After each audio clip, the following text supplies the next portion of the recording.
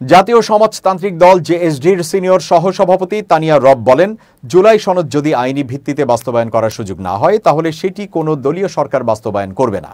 তাহলে জুলাই ছাত্র জনতার রক্ত ও প্রাণ দেওয়া অর্থহীন হয়ে গেল।